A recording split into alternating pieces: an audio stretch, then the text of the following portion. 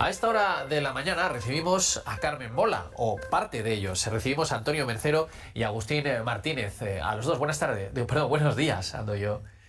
Hola, buenos días. Buenos días. Bueno, publican El Infierno, que mantiene toda la esencia, ¿no?, de Carmen Mola. Sí, toda la esencia. Aquí tenemos un thriller histórico del estilo de La Bestia, que es la novela con la que ganamos el Premio Planeta. Volvemos a este género, añadimos una historia de amor y viajamos al Madrid de los años de 1866 y a la Cuba colonial, donde hacemos un poco de denuncia, o al menos mostramos la esclavitud que todavía funcionaba en la isla y bueno, el pasado esclavista de España. Claro, yo tenía aquí apuntado, ¿por qué Cuba? Pero de alguna manera ya me lo responden. Es un escenario Sí. quizás ideal. Sí, es un escenario que apetece mucho mostrar porque era era parte de España en ese momento, y nosotros estábamos contando la historia de Madrid, de un levantamiento de Prim y de la lucha entre los poderosos y los que estaban por debajo, y nos dio la sensación de que en Cuba estaba pasando prácticamente lo mismo, porque existía una Cuba muy lujosa, una Habana llena de palacios y teatros, y había una parte oculta, un infierno, que era el mundo de los ingenios azucareros y de los esclavos que estaban allí trabajando, ¿no? Y entonces también era un momento en el que en la isla empezaban los primeros movimientos independentistas y abolicionistas, y por eso nuestros personajes viajan de un sitio a otro para encontrarse este infierno que hay debajo de la Cuba de Oropel. Bueno, un infierno que hablamos de hace mucho tiempo, pero ya lo decían, es también una denuncia, porque cosas así parecidas todavía siguen existiendo. Sí, aquí hay un reflejo muy evidente en el tiempo actual, con la trata de personas, por ejemplo, que es lo mismo que sucedía con los colonos asalariados que reclutaban en el norte de España, en aldeas de Galicia y también de Asturias, para trasladarlos a Cuba, con la promesa de un contrato para trabajar en los ingenios azucareros, y se encontraban con una situación de esclavitud. Tenían que ir enjugando las deudas contraídas con el dinero del pasaje y con su estancia allí, y al final aquello no terminaba nunca y te veías esclavizado casi como, bueno, casi no, como un africano más. Esto sucede hoy día en la trata de personas, mujeres que recalan en la prostitución, e incluso podemos hablar también de situaciones de explotación laboral con la inmigración africana. O sea que desde luego el reflejo de la esclavitud del siglo XIX en el día de hoy es más que notable. Mire, les hablamos desde Asturias y Antonio, creo que era usted, hablaba de Asturias, ¿no? Ahora, es decir, había asturianos que intentaban ir a buscar una vida mejor a Cuba y acababan de esclavos. Sí, nosotros en la novela lo que hacemos es inspirarnos en un caso real que en realidad ocurrió 10 años antes, en 1856. En esa época había un armador gallego que se llamaba Urbano Feijoo Sotomayor, que planteó un proyecto a las Cortes españolas que consistía en, como empezaba a ser muy caro llevar esclavos desde África, resultaba más barato llevar españoles, y resultaba más barato. Él planteaba la idea de llevar trabajadores desde las aldeas gallegas y desde las aldeas asturianas, porque evidentemente todo el mundo que fue a Cuba buscando fortuna no la encontró. La gran mayoría de la gente que hizo ese viaje, que era ya muy penoso, el viaje hasta la isla, lo que se encontró fueron con fiebres tifoideas, con cólera, con hambre y con pobreza, ¿no?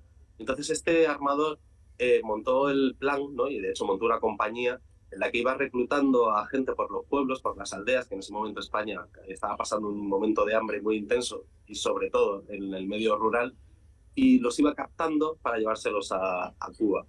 Él consiguió llevarse sobre todo un contingente de gallegos, de unos 1.700 gallegos que terminaron esclavizados en los ingenios, como contaba Antonio, pero también en el antes y después hay algunos casos de asturianos o incluso leoneses que hicieron ese viaje. Nosotros dentro de la novela ficcionamos ese hecho histórico y nos llevamos a unos cuantos personajes a los ingenios azucareros de Cuba.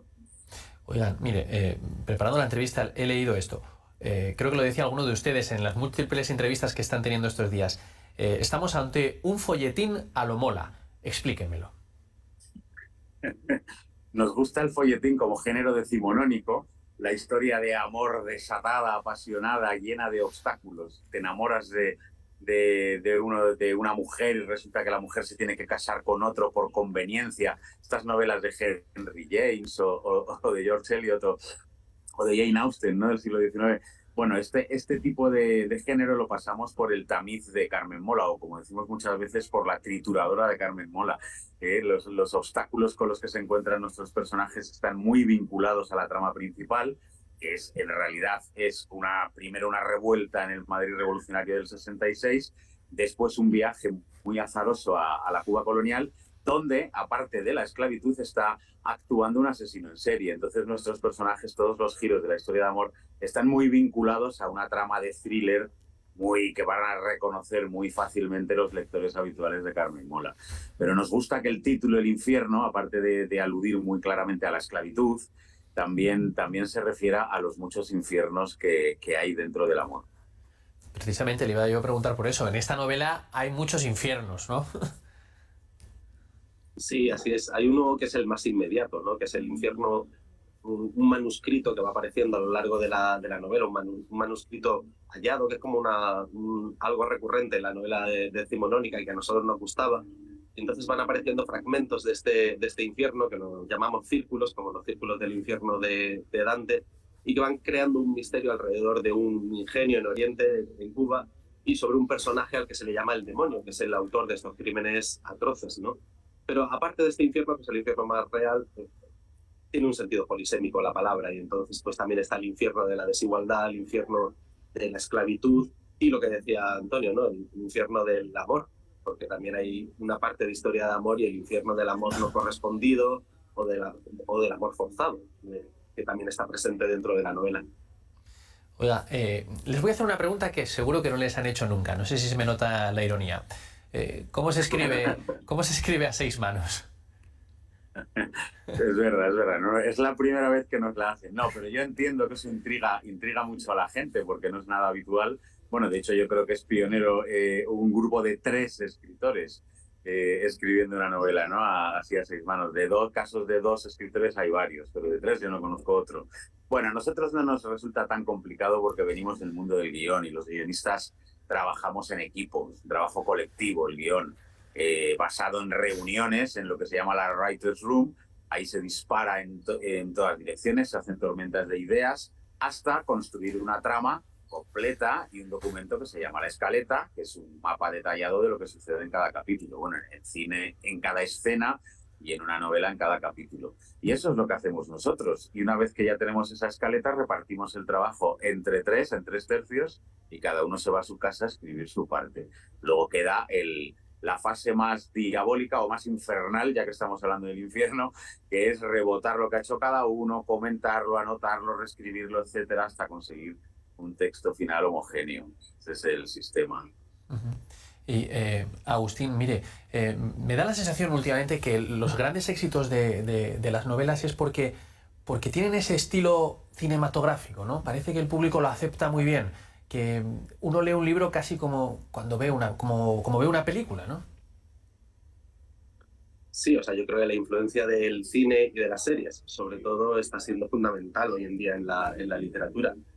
¿Por qué? No lo sé, o sea, uno puede tener como sus teorías. Yo creo que una de las cosas que hay que aprender de la televisión es lo en cuenta que hemos tenido siempre al espectador. O sea, la conciencia, pues nosotros hacíamos series, ahora ya no, pero en la época del mando a distancia era muy esclavo. Tengo que mantener a la gente enganchada porque si no coge el mando y se va a otro sitio y me abandona y a mí me despiden como guionista, ¿no? Entonces teníamos muy en cuenta al espectador al otro lado. Entonces, esa conciencia de que siempre hay alguien leyendo, creo que se ha trasladado ahora al mundo de la literatura y también a la hora de contar el relato, la influencia de nuestra formación ya es inevitablemente audiovisual, no solo nosotros que somos guionistas, sino gente que es 100% escritora de literatura, que no ha trabajado nunca en el audiovisual, su formación también pasa por las series de televisión y por el cine. Y eso se ha ido, bueno, filtrando en el relato y en la manera de construir las historias, en capítulos breves, finales en alto dentro de los capítulos, la búsqueda de giros, el trabajo sobre trama, que creo que es muy importante y que creo que cada día a día los escritores lo trabajan más para precisamente eso, para enganchar al lector, para que una vez que entre en el libro no lo abandone, porque hay un millón de distracciones a nuestro alrededor y que un libro le gane la batalla a Instagram es todo un logro. Uh-huh.